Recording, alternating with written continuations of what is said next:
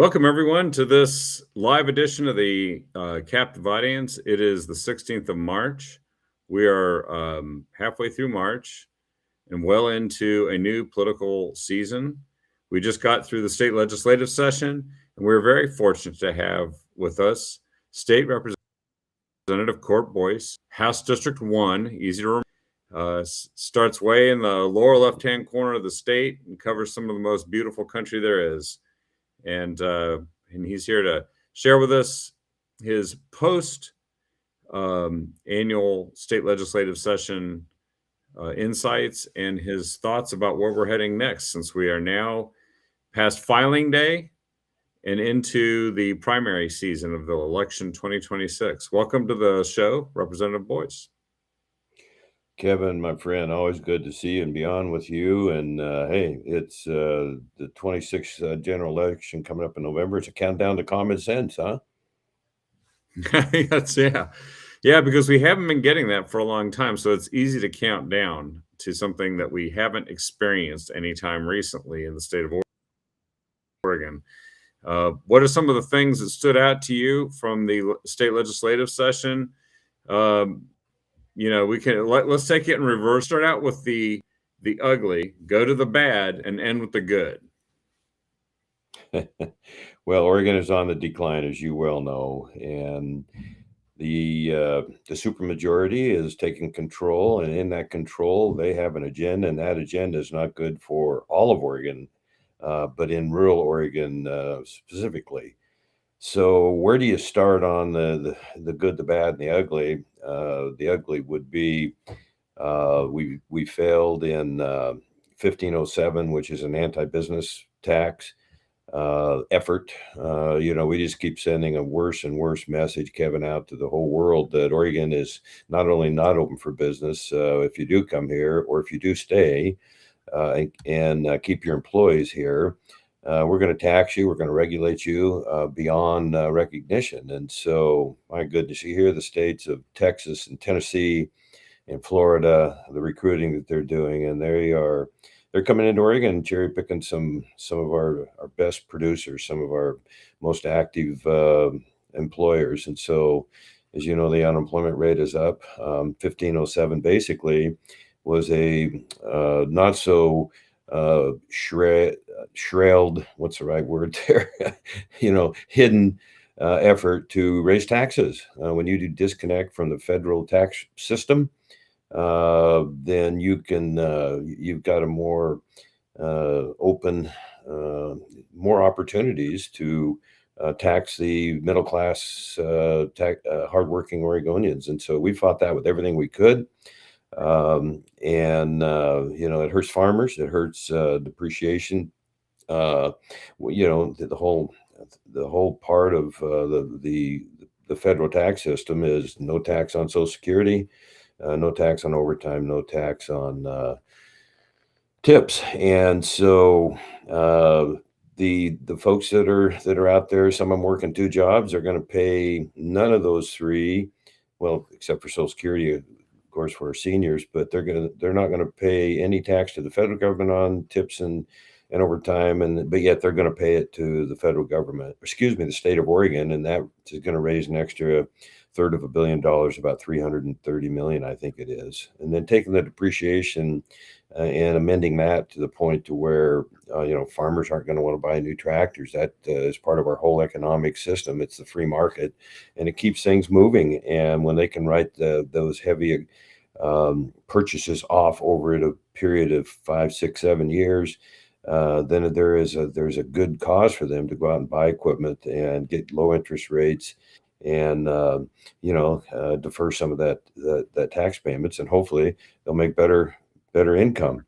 So that might be the worst, even in view of the 1599 tax increase for the Oregon Department of Transportation. That has been the most educational mess that I've ever seen. Educational in the sense of just really bad for Oregon. And there's just been a lot of games that have been played on the majority side, the controlling 5 state offices, the Attorney General, the Governor, the State Treasurer, and the Secretary of State. Not so much bullied, but Bureau of Labor and Industries, but they have tried everything to basically stiff arm the taxpayers of Oregon, and that 250,000 signatures that we got, they just, you know, because they could, because they have the power at the capital of Oregon, they decided, well, we'll just put it on the May primary ballot when fewer, half the people don't vote. They wait for the general election. That's what the signatures were signed, and so it's really hard to accept and not fight. And so we push back with everything we've got. We had 2 lawsuits, and those were democratically governor appointed judges, and they ruled the opposite of in the voters' favor. And so it's you wonder why people are really disenchanted with the state of Oregon. There's 2 huge reasons right there. So we lost those 2 court cases, and we will be voting on repealing 1599 in the May election. I hope the people don't lose heart and show up and vote. And we continue to give it our all. Our Republican side is business oriented and right in there with them. Well, and that's the engine of the tax revenues anyway. They keep saying, well, we're going to get more revenues. Actually, you better get more business, better get more growth, more investment, and so that's the economy that still works, but it's got a giant parasite in the form of the state government, which is the part of the economy that just depends on the part that does work.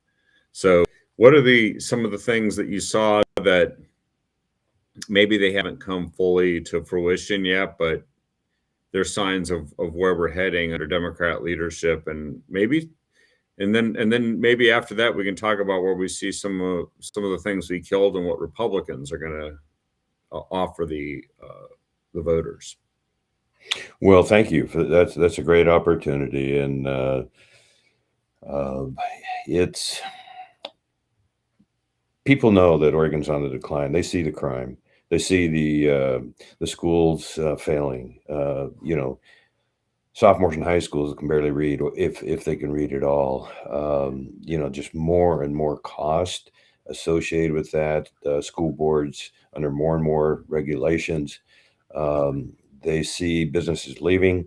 They see unemployment rate going up. They see horrible, ridiculous, over 55 now lawsuits where the state of Oregon is suing the federal government. They're losing most of those. $3/4 of $1 billion has been pulled out of federal funding because of the sanctuary city and community county status that we have here, protect the criminals.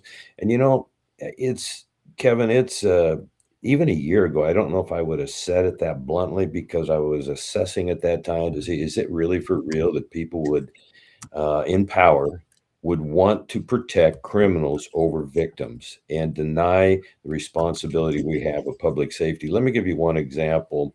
4113 that we fought with everything we had. I've got one son of 3 that's captain with the Oregon State Police, and basically that bill, Kevin, allows people makes it much easier to sue law enforcement officers. They have to have a mask on, or they cannot have a mask, excuse me.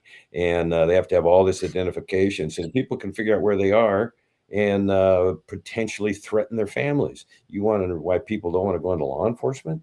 Why it's tough to recruit. So you should hear my floor speech, a couple of them actually on that bill. That's just one example. But, Republicans stand for public safety. We stand for rural Oregon. We stand for all of Oregon. We stand for, my goodness, responsible spending. You and I have talked and got to know each other over the years. We believe the same way. We see the amount of money that's wasted in Oregon as just staggering. And it's something that keeps you up at night, because it is not our money. It is the people that entrusted us. And so, the perfect example, we did succeed on defeating the kicker theft. I think that was 404. I won't try and give you the bill, but that's money that is constitutionally required for the state to send back to the taxpayers when revenues are a certain percentage above what the predictions were. And so we succeeded there. We succeeded in House Bill 4145, delaying the implementation of ballot measure 114 that was passed a couple years ago by barely 1/2 of 1%. That's how divided, as you know, our state is. In rural Oregon, sometimes or usually the police, they get there as quick as they can, but they just show up to assess the situation. The crime's long since been done. Sometimes it's 2 hours before they can get there. And so people want to be able to fulfill their responsibility and their right to defend themselves, their neighbors, the peace, of course, their families. And so we did have some wins. We brought about 53 million back to rural Oregon in different projects that were desperately needed. But yeah, I could give you much more detail depending on what you would like to discuss tonight. I want to hear from you too, because I always learn good.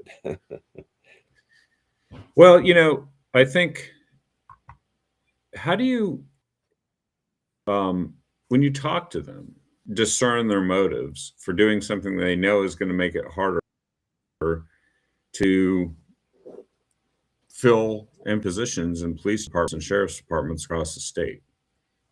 What do they say? They say, that's fine, or we have to do it, or are they, I think some of them deep down are excited that we might end up with very little law enforcement, because the same people that gave us the cashless bail, that gave us defunding of police in several places, particularly Portland, they're fine with that.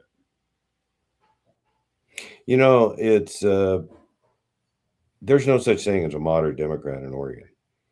And we're seeing nationally basically the same thing. It's like candidate Despain has pointed out so well that, I like Val Hoyle, at least I used to, but I'm seeing some decisions she's making now. It goes beyond making your head spin. When she was one of 53 of 435 that voted that Iran was not to be labeled properly a terrorist state. So where do you think she stands on sanctuary city status? And so it's like J.D. Vance said, our vice president, it's only 1% of the really bad of the people that are really bad in the United States that create all the crime. But it is massive, and even though crime is actually going down right now because of I believe, the current administration, it's still way beyond acceptable. And so we have to go after those people and put them in jail where they belong. We don't want them going after little children. We don't want them creating murders, and you fill in the blanks. That's why, our side in the Oregon House is so committed to public safety, so committed to, we want to help Portland not only survive, but thrive and come back. I don't know if that's possible with the leadership they have there. I get along with at least half the folks on the other side, the Democrats. There's some of them that are not. They're really good people, but they have to vote a block. And that's what is tearing Oregon apart. They do not step out of line. You've seen this over the years. And so that's why I make a bold statement. There's no such thing anymore as a moderate Democrat. And not all those people hate Trump, but the ones in control do. They absolutely hate anything he stands for. So if you say, okay, the murder rate's the lowest it's been in 104 years. And you want to stop Iran from getting nuclear weapons. You want to respect our military. You want to protect police officers. The things he believes in, I don't understand how people can, I don't particularly like his personality myself, but, his policies are working. And we got to give him time. And if nothing else, Kevin, you do an honest evaluation of the people that he has surrounded himself with. There's no duds in that group. There's just none. Maybe you could pick on one or two misstep, but that's what we got to get people like Despain elected to Congress. He's got to have some help so we can bring our economy back, so that we can protect the vulnerable from crimes, so we can be energy independent. I mean, yeah, I could go on and on. Well, that's actually repeatedly I see that when Democrats that rule the state of Oregon pass laws, they do it as if there's this ability of government to decide how to make things better simply by statute or by redirecting funds from one part of the economy to the other that they think is more deserving or entitled to it. But it's always been the case that if you want to make people able to uh, afford things in life and have jobs and grow, it was always by expanding the pie, letting the private sector grow all of that stuff so that there would be more of a supply of everything that there's a shortage of now, that there would be more choices of things you could purchase, more services to make your life better, more jobs that are generated by that so that you can go and actually deliver the things that people need. That seems to be exactly the opposite of what Democrats think works.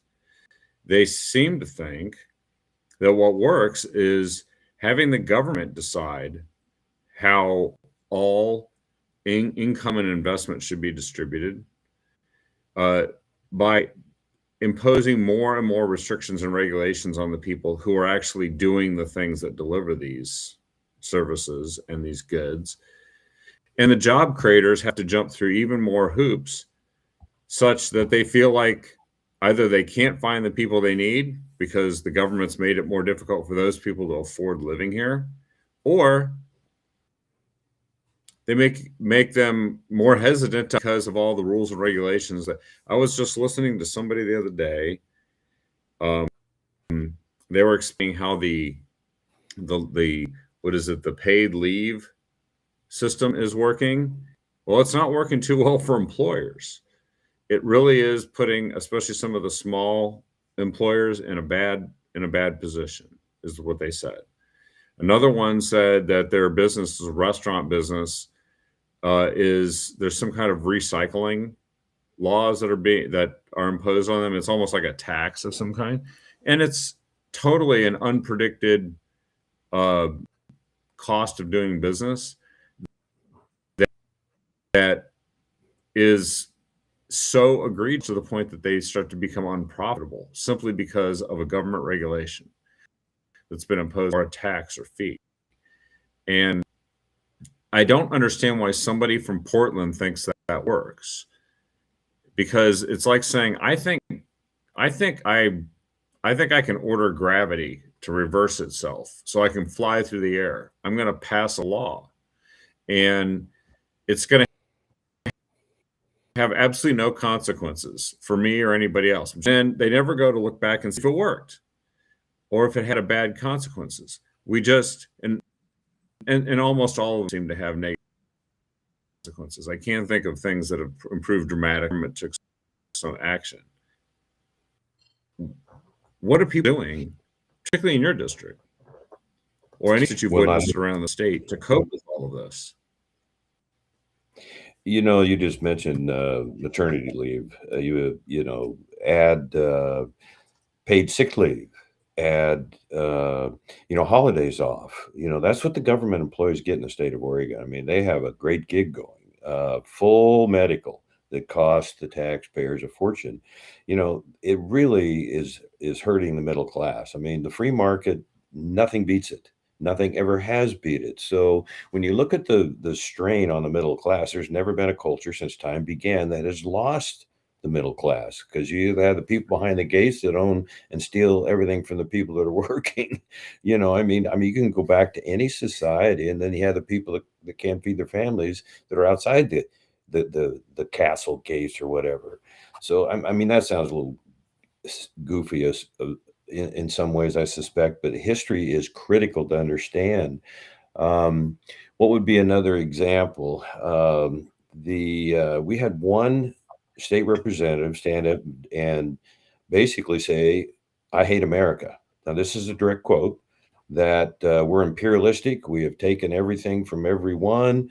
And I mean, people are just swarming to come here because they can have a better life, or it's easy, or it's free. You know, not all of them that try and come here come for the wrong reasons. But the beauty of this immigration, you know, blend that we've had over the last 200 years is phenomenal, and there's nothing else like it. But this particular state rep used the term imperialistic, and all of her votes are represented in anything that's anti-business. Making a profit, no. It's the Mamdani thing in New York that you know, government is their god. I mean, and so you push towards a godless society. Yeah. What does history teach you on that? You can't survive. There's no way that central planning. Martin Luther King said this over and over. There's no way that communism and Christianity can coexist. It's impossible. And so he was fighting as much for, you know, the freedom of religion, the First Amendment, as he was voting rights and equal rights and, you know, just being, you know, who cares about the color of your skin? We're all Americans. And so when you accuse the United States of America of being imperialistic, which is a socialist Marxist talking point, imperialistic means you steal other people's land in a nutshell. Well, the United States has never taken anybody's land ever on this planet through any of the wars except to bury our dead. And we should never, never forget that. Are we teaching that to our children in schools? Heavens no. And yet we should be.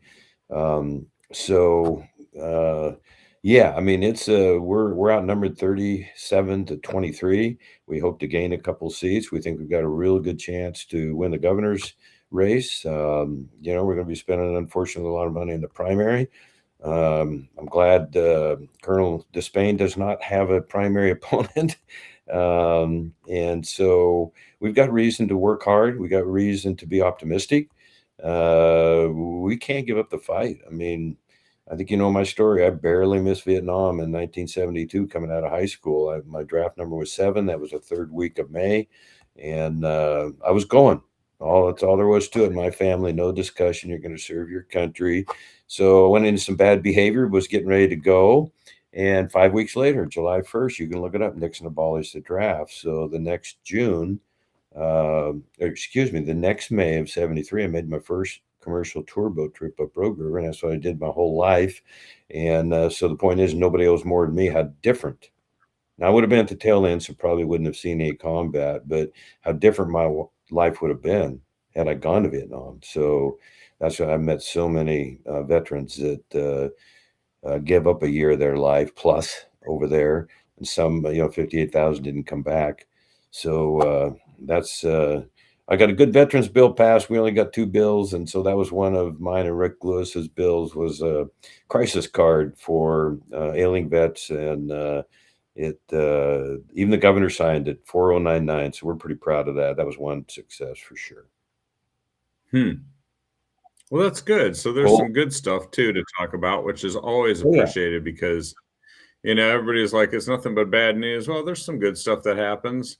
It often happens despite the people that are running the state, and because there's such good support of it. But I was just looking at some of the stuff that is in the news, and by the way, the award winners for the Taxpayer Association of Oregon Foundation. Thought I'd run through some of those, and then we can talk politics since we're in the political season. Worst political figure, and there were several nominees. Val Hoyles actually qualified for that this year. What as a nominee, surprise. but the winner was Oregon Governor Tina Kotek. Okay. Her $1 gas tax hike, and then all the things she did that were surreptitious and deceptive and insidious to try and get that to go through no matter what. Through the $9,300 taco party for government employees, she authored a bill that raises requirements for registering a sex offender. So it's easy on sex offenders tough on businesses. And that meant that 18,000 unregistered violent sex offenders, rapists, and sexual predators no longer qualify as dangerous under the new classification. That probably means that Governor Kotek's starting to qualify as dangerous. But, there's, and then of course the runners up, and there were several, and they mentioned Congresswoman Val Hoyle with her votes in Congress and some of her scandals, such as violating the Stock Act, where she failed to report her stock trades required by federal law for 3 years, and her investments grew from $439,000 to $1.7 million in 3 years, which is an amazing, like investment return. There's a whole bunch of other folks here. Worst example of Oregon government winner: taxpayer subsidized $700 million Ritz-Carlton hotel that went bankrupt. In Portland, they spent 700. What could you do with $700 million in the first district, or even in the state? I'd just put 70 million in my 3 counties and split it according to population, percentage-wise, to be fair. And then I'd take the other 600 plus million and give it to other rural counties that are deserving. You know what that would do for our law enforcement? I mean, and the example you just gave there, I mean, that's common. It's painful. I mean, it's really painful. I mean, Portland State University, after burning up 17 police cars, they got 220 million a year ago. And they're going broke. I mean, where in the world does this money come from? And then we scare the businesses out of the state. And I think you and I talked before. You might even reminded me, we have no way to gauge or track small businesses that are leaving Oregon, that are shutting down, that under normal circumstances, they just under states, the states that respect business and want those employers, those companies, they would thrive. They would do fine. But Oregon is that callous for lack and indifferent to keeping those businesses healthy. So I hope I'm not overstating it, but I'm a little wound up because I see people hurting. I see mills going down, and yet we burn our forest up. I mean, yeah, you and I could talk for hours, huh? Well, and the forests could actually alleviate some of this, these fiscal problems by funding our public services, law enforcement, education, but they refuse to do it. There's a generational opportunity to take it happening with the federal government to open up the lands, sea lands for which they were intended, and fund those things. But they are adamant that they mustn't allow it to happen. And so they kind of leave every rural county in a lurch, as if it reminds me so much of what is the name of the movie? The Mockingjay. Mockingbird? No, the Mockingjay. It's the one where they have these. There's this. It's in the future. It's and the capital rules over the world, and Pan Am, and they and all of these provinces, people for these life and death games that they get involved with. The Hunger Games. The Hunger Games. It kind of feels like Pan Am, the capital, that's Portland, greater Portland. And then there's provinces, which, are just subjects of Portland, and they don't really care what happens to any of them. They throw them crumbs, we'll let them have, some tourism, and then we'll take that away when they get, when we decide we don't like the kind of tourism that they are engaging in, that kind of thing. You're breaking down a little bit. Oh, but did you catch the Hunger Games? Are you familiar with that movie? Yes. Well, not really, but I have definitely heard of the title. But, we all have friends in Portland, and there's a lot of people, good people, that are stuck there, and they're outvoted, and they're just subjected to democracy and ignorance or an ignoring of the Bill of Rights. Yeah, no, I know. And Lori's asking, why are we unable to track small businesses that leave? And the answer is they kind of quiet quit. Like one day they're gone. They don't have to register with the government and say we're leaving. In fact, the government doesn't care that they're leaving No, because they don't maybe want the that. government will do something about keeping them. They don't want that information out there. So Yes, they I really had don't. good intentions of having my staff to do that on our own. We just haven't got it done yet. And it's hard to find. It's difficult information to locate, but it's a good question. Why? That's it is reflected a little bit of the rising unemployment. Yeah, and we do have a higher unemployment rate than the rest of the country. We're more expensive a place to live than the rest of the country, much of the rest of the country. And we are still trying to implement policies that have made all of those things worsen in this state when other states are making other decisions that are better and people are moving there.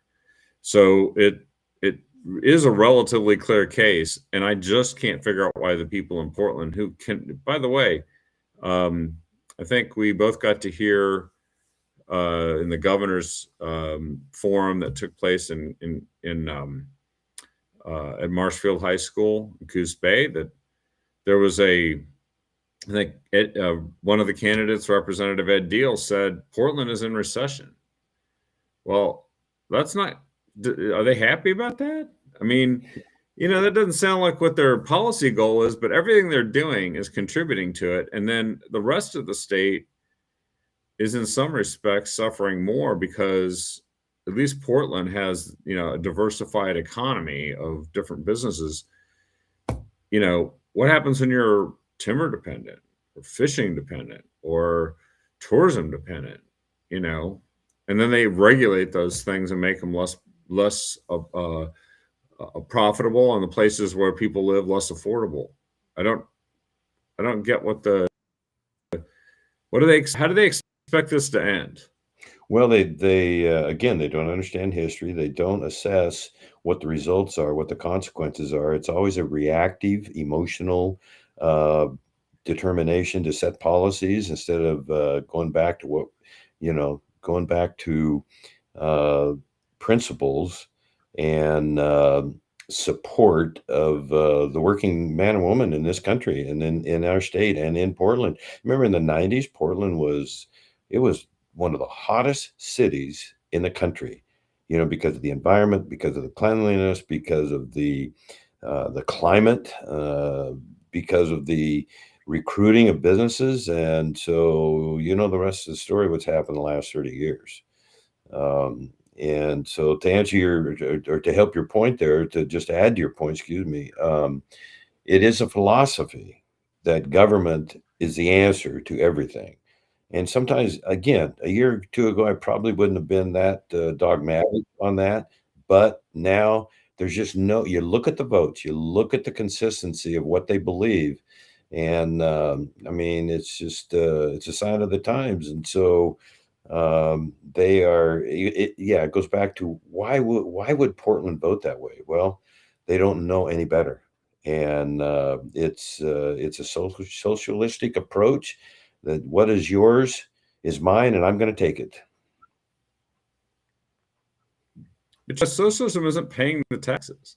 It's like you can't have a No, government that's that's so oppressing the private sector and consuming so many resources that it actually turns into like taking a power strip and plugging it into itself and say, see, we got all the electricity we need. That's it's silly. Um, and well, so and the socialism is more they not vote paying that way, Portland's bills. no, this is back to the Yeah, you're what right. we They used to. do it that way. You're right. It's back to the misery index. When has any kind of central planning, whether you want to call it socialism or communism or Marxism, when has any powerful government control ever produced anything but poverty in history? Never, never. And you saw a recent national poll where it's growing the number of people that want to try socialism. You know, I don't want to work, so I'm going to let some. I saw a good bumper sticker the other day that said, "I'm Republican. I'm a working Republican, so you don't have to." You know, and not to make it a part, Yeah. not a partisan thing. You know, I hope that I'm genuinely nonpartisan. You know, I'm conservative. I tout history a little bit, not that I'm some historical expert, but it is common sense. When you were talking a bit ago how you were raised, I mean, you have a perspective of logic, and it works. And if we lose that, then you know there again you get the unintended consequences, Kevin, as you well know. Well, there's I did want to post this. There's a poll. Do you think Democrats reopen the Department of Homeland Security? There are some things the government is supposed to do. One of them is to protect the homeland and secure it against threats.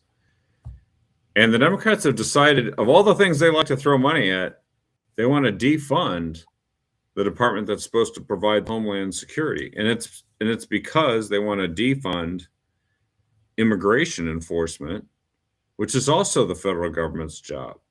So it's interesting what they pick and choose. They're willing to fund enormously wasteful and stupid things that actually don't improve. I mean, the legions of DEI training programs within the state government, those are fine. Those need money. But security and safety, they don't have any money for that. They're trying to defund it. So there's a poll. I hope everyone takes it. I'm amazed that a news outlet's actually saying that it's the Democrats who should reopen the government, because usually they don't bother telling anybody that. They're like, pox on both their houses, you know, they should just work together and fun. And it's like, no, one side doesn't want to do it. The other side says, let's do it. What's the compromise? Like being half pregnant, you can't do it. Right? Anyway, I just threw that out there because sometimes I think the truth sneaks through. Sometimes it gets out into the public and people see it for what it is, at least for a while, before someone tries to say, oh, well, we better not talk about that anymore. That looks pretty bad. Like we're in charge, or we're the ones causing the problem here. And that rarely happens to Democrats. Well, it's a point the finger and blame, and it's the term blame shifting. You know, an old friend of mine, he's in his mid 80s now, and he says, Court, you know what, Joe? Well, those progressives, they just as well have feet on both ends.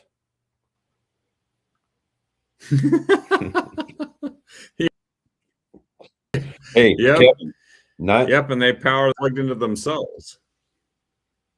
9 words that everybody, if anybody hears anything I say tonight, is government's responsibility is to protect us, not provide for us. Plain and simple. Easy. It is. That is plain and simple.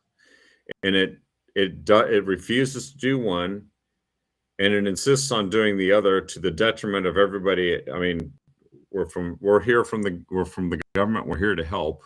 Also those scary language, the scary words in the English language that Ronald Reagan cited, they're helping us to death. Just ask every homeless person in the street. They're being helped to death by the policies that are actually increasing homelessness. It's amazing. Midas touch there. We got a lot of things to solve, but maybe if the truth comes out, what do you think about the 2026 election?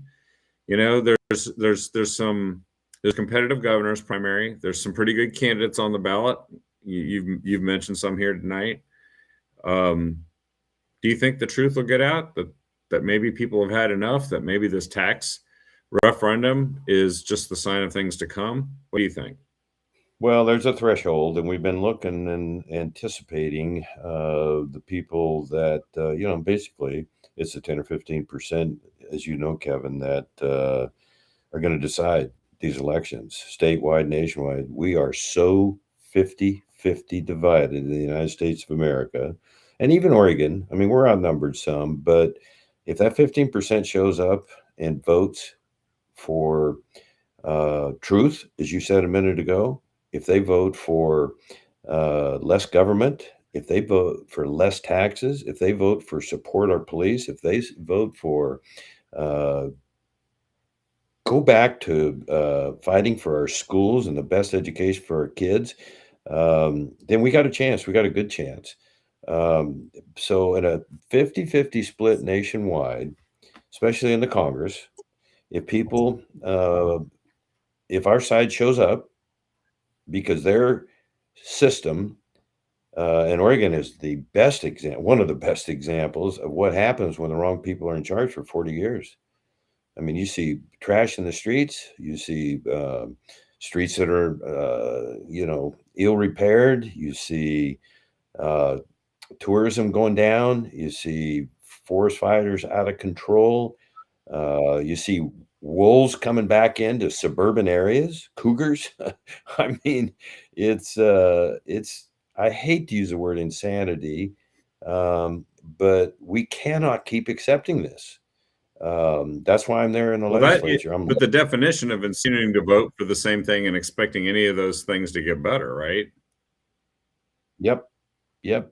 So yeah, we got a big fight on our hands. My dad was a famous sheriff in the 60s and 70s, a heck of a lawman, and he raised me to be at the same time a bar fighter and a peacemaker. So I've tried to work on that, and that's why I'll walk 10 miles across to get to a person on the other side to say, hey, that policy that you're planning to vote yes on, here's what it does to the 75,000 people I work for in my 3 counties.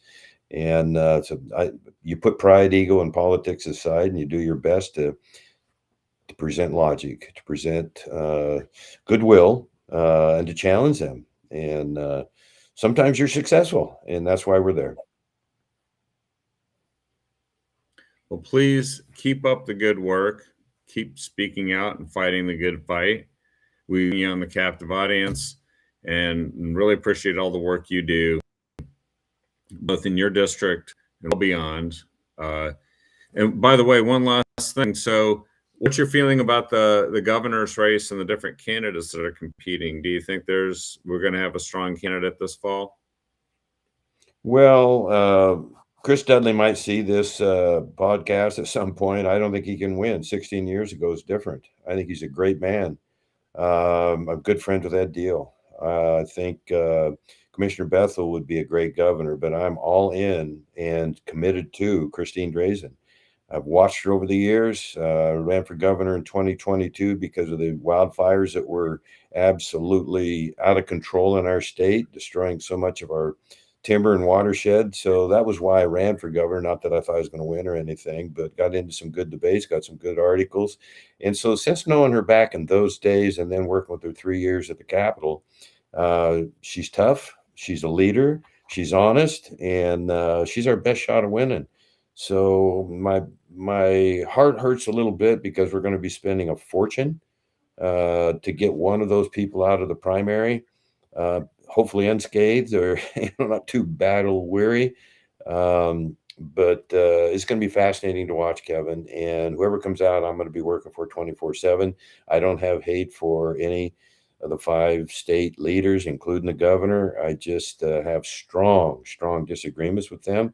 And if nothing else, they should say, okay, we've had our chance to govern all these years. We'll give you 4 years. And the Republicans will hold ourselves accountable. Nobody has to do that or get rid of us. We'll be there for the right reason. So yeah, hey, thanks for having me on. Yeah, thanks for joining us, and let's keep everyone engaged through the primary election and into the next year, and keep them informed. Thank you, Representative Boyce. And and if they want to get information on how to follow you and learn more about you and the things that you're saying and doing, where can they go? Well, we have to raise money. We tell people just knock on 20 doors. Make 20 phone calls, donate $20 if you can, courtboysfororegon.com. My extra funds are going to go to House members that need extra support and the governor. And so we're excited about this 2026 election. Obviously, we got to win the 26 midterms, the U.S. Congress.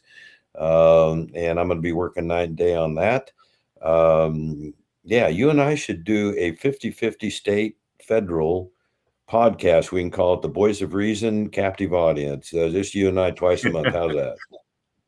That sounds great. I'd love to I'd do be that. honored to go on with you. Yeah, I likewise, and I think people should stay tuned as well. I think you're going to be doing something with Monique Despain, who's running for the 4th district, and so there'll be more information coming out about that here soon. As we also try to make sure we secure the federal level as well. So, thanks again, and we'll see you on the next episode of the Captive Audience, Court. Thanks to all you and your listeners. Bye, Kevin. Take care now.